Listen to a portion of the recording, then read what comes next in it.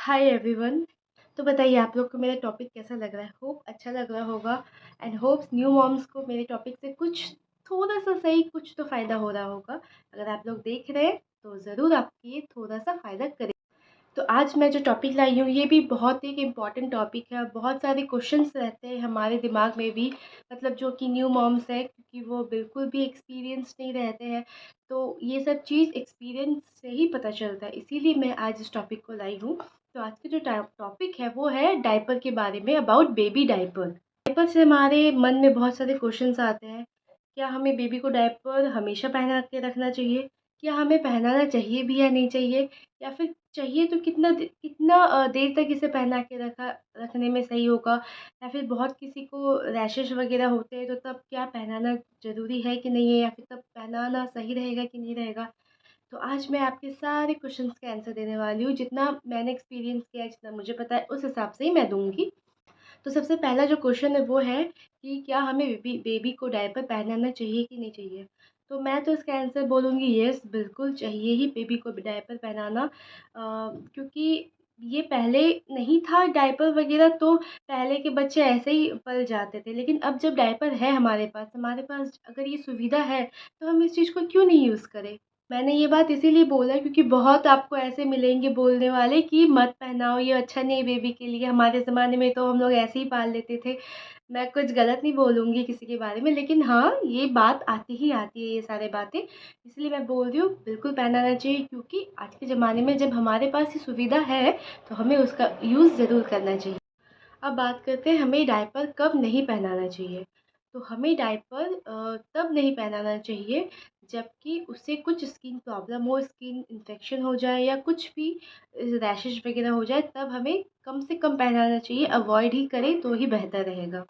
अब हम कहीं ट्रैवल कर रहे हैं तब तो पहनाना है, लेकिन हमें कोशिश करना है कि उस वक़्त हम बच्चे को थोड़ा-सा फ्री टाइम दें, डायपर फ्री टाइम दें, ताकि वो जो रैशेज़ वग़ैरह है वो सब हील हो सके। तो अब बात करते हैं डायपर रैश के बारे में। डायपर रैश क्या होता है? कैसे पता चलता है कि डायपर रैश हो रहा है? तो हमारे स्किन में बहुत इरिटेशन होता है, मतलब बहुत आप देखेंगे कि बच्चे परेशान हो रहे हैं, चिड़चिड़े हो रहे हैं, या फिर उस जगह पे उसका हाथ जा रहा है। आप खुद भी फ़ील कर पाएँगे, रेडनेस हो गया है, पूरा लाल हो गया है उस जगह पे। तो ये कारण से डायपर रैश होता है, ये सिम्पटम्स है डायपर। फ्लेकिंग हो गए, चैफिंग हो गए, जैसे कि फ्लेकिंग मतलब कि आप कंटिन्यूअसली किसी चीज़ से हमारा स्किन रब हो रहा है, या चाहे वो कपड़े से हो या फिर बच्चे डायपर पहन के हैं तो डायपर से कंटिन्यू डायपर बहुत देर से पहने हैं तो रब होता है ना स्किन, उससे कॉन्टैक्ट में आते हैं। तो ये कारण होते हैं, सिम्पटम्स होते हैं हमारे डायपर रैश के। ये तो सिम्पटम्स हो गए। अब डायपर रैश किस वजह से होते हैं? तो वो होते हैं बैक्टीरियल इन्फेक्शन। जैसे बहुत टाइम तक अगर वो एरिया कवर है, तो उस कारण से भी, जैसे कि बहुत टाइम तक वो डायपर पहना है और डायपर बहुत लीक हो रहा है या फिर डायपर हेवी हो गया है, तो उस कारण से जो फ्रिक्शन होता है ना बच्चे के बॉडी में, तो उस कारण से भी कारण है बच्चे के बॉडी पे डायपर रैश होने का। और अगर बच्चा यूरिन कर दे या फिर पॉटी कर दे तो बहुत देर तक उसमें रह गया, या फिर अगर वो बहुत देर तक उसमें रह जाएगा तो उससे भी बैक्टीरियल इन्फेक्शन हो सकते हैं। ये इसी सब कारण से हम बच्चे में डायपर रैश हम देख सकते हैं। तो हम डायपर रैश को कैसे अवॉइड कर सकते हैं? हमें क्या करना है, हर 4 घंटे में या 4 से 5 घंटे में हमें डायपर को चेंज करना है। ये एक हाइजीन मेंटेन वाला प्रोसेस है, इसे ज़रूर फॉलो करें जो डायपर रेगुलर पहनाते हैं अपने बेबी को। एवरी 4 टू 5 आवर में डायपर को चेंज कीजिए, उससे बहुत अच्छा हाइजीन मेंटेन होगा और ये डायपर रैश होने के चांसेस भी बहुत ही कम हो जाएंगे। बच्चे को अगर आप पूरा दिन डायपर पहना के रख रहे हैं तो मिनिमम एक दिन में आपको 2 घंटा फ्री टाइम उसे देना ही पड़ेगा, डायपर फ्री टाइम जिसे बोलते हैं। अगर आप उससे ज़्यादा दे सकते हैं तो बहुत अच्छी बात है, लेकिन उसे diaper free time minimum 2 hours का तो देना ही पड़ेगा। बच्चा घर पे है तो कोशिश कीजिए उसे डायपर बिना पहना के रखने की, क्योंकि जितना वो ओपन रहेगा, जितना वो नॉर्मल एयर उसके अंदर कांटेक्ट में आएगा, एयर के कांटेक्ट में स्किन, तो उतना ही डायपर रैशेस होने के चांसेस कम हो जाते हैं। और हमें ज़्यादा से ज़्यादा कब देखने को मिलता है डायपर रैश? क्या करते हैं हम कि हमने बेबी को वाइप किया और फिर तुरंत वो गीला है, तो हमने उसे बिना मतलब अच्छे से उसे सूखने का टाइम भी नहीं दिया, हमने डायपर पहना दिया, तब होता है डायपर रैश। तब भी चांसेस आते हैं। और या फिर अगर हमने उसे वाइप किया फिर तब भी गीला है, हमने उसे सूखने का टाइम भी नहीं दिया, हमने डायपर रैश क्रीम लगा दिया, उसके बाद तुरंत हमने डायपर भी पहना दिया। ये सब चांसेस होते हैं, ये कारण से भी हो सकते हैं डायपर रैश, तो इसे हमें ध्यान रखना चाहिए बेबी को डायपर पहनाने से पहले। हम इस चीज़ को कैसे मेंटेन कर सकते हैं? देखिए, कैसे ठीक कर सकते हैं, पहले हम तो बेबी को पहले वाइप से अच्छे से पोंछ देंगे। अच्छे से उसे क्योंकि हर 4 टू 5 आवर जब हम डायपर चेंज करते हैं, तो उस बीच हमें बेबी का वो एरिया को अच्छे से क्लीन करना होता है, क्योंकि वो बहुत देर तक कवर रहता है। उसे ओपन एयर भी चाहिए, एयर के कॉन्टैक्ट भी स्किन को आना बहुत ज़रूरी रहता है। तो उसे थोड़ा देर के लिए खुला छोड़ दें, वो और नॉर्मली 5 टू 10 मिनट्स में अच्छे से सूख जाएगा। फिर आप उसमें अच्छे से डायपर रैश क्रीम जो है वो लगाएँ। उसको भी 2-3 मिनट छोड़ के फिर आप डायपर पहना दीजिए। तब होता है कि बच्चा डायपर रैशेज़ होने के चांसेस बहुत मिनिमम हो जाते हैं, या फिर किसी-किसी को बिल्कुल भी नहीं होते। कुछ-कुछ बच्चे हैं जब डायपर पहनते हैं, स्टार्टिंग टाइम रहता है जब उन लोग का, तब उन लोग में रैशेज़ देखने को हमें मिलते हैं। तो उसमें टेंशन लेने वाली कोई बात नहीं है। आप तब डायपर रैश क्रीम लगाते रहिए डायपर पहनाने से पहले, तो वो कम हो जाएगा और फिर बाद में नहीं भी हो सकते, क्योंकि कुछ-कुछ बच्चे में ये स्टार्टिंग पॉइंट में ही देखा जाता है।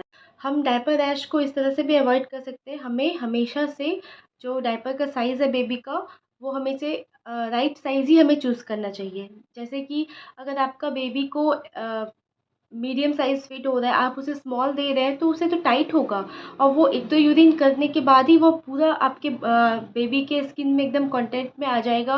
तो वो कारण से भी डायपर रैश होते हैं। एकदम सही साइज़ का डायपर चुनना भी बहुत ज़रूरी होता है।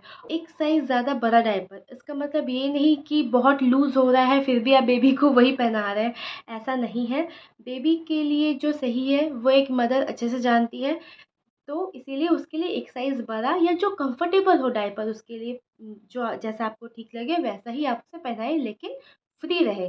ये नहीं कि स्किन के साथ पूरा चिपक के रहे डायपर, इस हिसाब से आप अपने बेबी के लिए राइट साइज़ चूज़ कर सकते हैं। डायपर की बात हो ही रही है तो क्यों ना क्लॉथ डायपर के बारे में भी बात कर लिया जाए। तो आजकल क्लॉथ डायपर बहुत देखने को मिल रहा है। ये भी होते हैं, बहुत अच्छे ही होते हैं, मैंने भी यूज़ किया है। तो मैंने मेरी बेबी के लिए लिया था। मैंने एक ही पीस लिया था।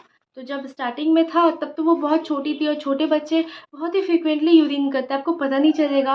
और जब मेरी वाली बेबी हुई थी तो वो ठंडा का टाइम था, तो वो तो और ज़्यादा करती थी।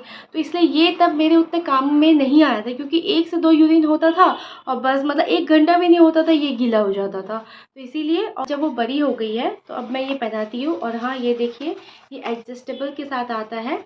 ये 6 मंथ से 3 इयर्स तक बच्चे को आ जाएगा। आप जो आपके साइज़ के हिसाब से आप उस वहाँ पे आप इसे बटन में टक कर सकते हैं।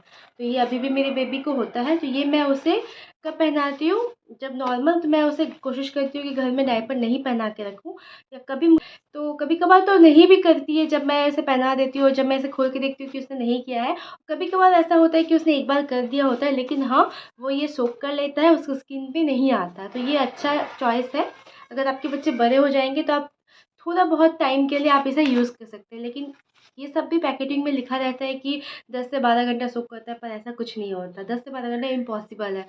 तो रात के लिए हमेशा आप जो डायपर्स होते हैं वही यूज़ करें। क्लॉथ डायपर बस छोटे टाइम के लिए ही सही होते हैं। तो यही बोलूँगी लास्टली कि रात में बेबी को डायपर ज़रूर पहनाएँ, हाइजीन मेंटेन करके पहनाएँ, तो बेबी को कभी कोई प्रॉब्लम नहीं होगी डायपर से।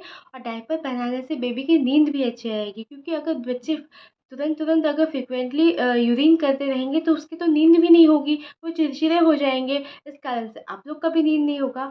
तो मैं तो यही बोलूँगी कि रात में ज़रूर पहनाएँ, बस थोड़ा-सा हाइजीन मेंटेन करें, थोड़ा-सा उसे फ्री टाइम दें, तो बच्चे को डायपर रैश बिल्कुल नहीं हो। पहनाने से पहले डायपर रैश क्रीम ज़रूर लगाएँ, और हाँ, अच्छे ब्रांड वाला ही डायपर यूज़ करें। आजकल तो बहुत अच्छे-अच्छे ब्रांड्स वाले डायपर आते हैं। और हम कभी-कभी बच्चे को क्लीन करने के लिए वाइप्स का यूज़ करते हैं। अच्छी बात है, लेकिन मैं पर्सनली ये बोलूँगी कि वाइप्स अगर हम कहीं बाहर ट्रैवल करें ना, तो वहाँ के लिए ही रख दें हमें। क्योंकि जैसे एग्ज़ाम्पल सैनिटाइज़र तो हम घर पे हमेशा यूज़ नहीं करते ना। हम वो कब यूज़ करते हैं, जब बाहर जहाँ हमें पानी नहीं मिलता, या फिर जब हम जहाँ हम जाके हाथ वगैरह नहीं धो सकते, वहाँ पे हम सैनिटाइज़र यूज़ कर लेते हैं। वैसे ही है वेट वाइप्स। वेट वाइप्स क्या है, अब घर में हमें ईज़िली मिल जाता है, हम यूज़ कर लेते हैं, कोई दिक्कत नहीं है, यूज़ कर सकते हैं। लेकिन घर में जब हमें पानी अवेलेबल है, तो क्यों नहीं हम पानी से ही बेबी को साफ़ करें। एक कपड़ा लेंगे कॉटन वाला, पानी से भिगाएँगे, उसी से हम बेबी को अच्छे से पोंछ देंगे। वो सबसे बेस्ट रहता है वेट वाइप से भी। लेकिन बाहर के लिए तो वो बहुत ही अच्छे हमें हमारे काम में आ जाता है, क्योंकि हमें बाहर पानी नहीं मिलता, कपड़ा नहीं मिलता, हम कहाँ सुखाएँगे, तो वो सब झंझट से अच्छा है तो बाहर हम वाइप्स ही यूज़ कर लेते हैं। लेकिन घर में जहाँ हमें कपड़ा अवेलेबल है, पानी अवेलेबल है, तो आप भी कोशिश कीजिए कि घर में आप पानी से ही बेबी को साफ़ करें, फिर थोड़ा-सा उसे ड्राई होने दें, फिर डायपर रैश क्रीम लगा के तभी डायपर पहनें। तो ये था about diaper, about my experience कि हाउ आई यूज़ डायपर। तो जितना मैंने एक्सपीरियंस था, जितना मैं जानती थी, उस हिसाब से मैंने आपको बताया। तो फिर आप निश्चिंत होकर बेबी को डायपर पहनाएँ, कुछ-कुछ चीज़ों को फ़ॉलो करें, दैट्स इट। इतना ही काफ़ी है, आपके बेबी को डायपर रैश कभी नहीं होगा, आप भी खुश, बेबी भी खुश। तो चलिए इस वीडियो को यहीं पे एंड करते हैं। अगर कुछ अच्छा लगा होगा तो प्लीज़ लाइक कर दीजिएगा। कोई एक मॉम को भी अगर मेरी टॉपिक से कुछ हेल्प हो रहा हो तो प्लीज़ कमेंट करके बताइएगा, मुझे बहुत खुशी होगी। तो फिर मेरे चैनल को लाइक कीजिएगा, मेरे चैनल को सब्सक्राइब कीजिएगा। Thank you, thanks for watching, bye.